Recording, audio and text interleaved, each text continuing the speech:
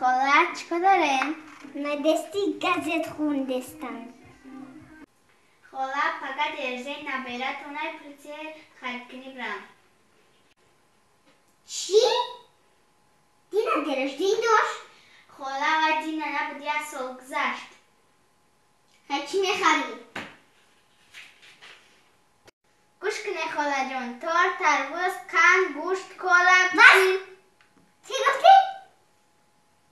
تار، تربوز، بس اگر رد میکنه تو دی گرمیده چو در کرای حسی وقتی تو نیسته کو تربوز بس وقتی تربوز نیسته روی تربوز رو پختن کریم قند برای سر دسترخوان.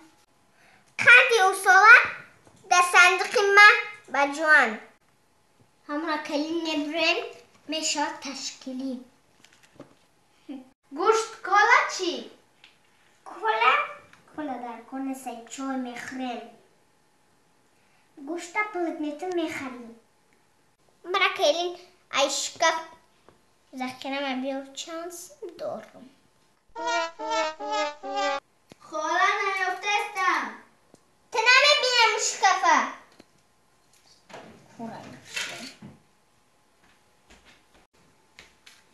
خاله فقط نگه کم تنگا.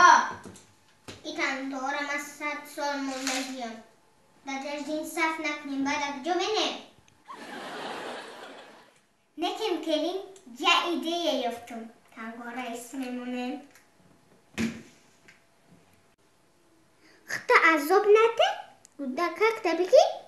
برا خونی و چت درجدین کمجا. ای خاله جان شما زیق نشوین. آچمشون همه کسا همی جمع میآیند.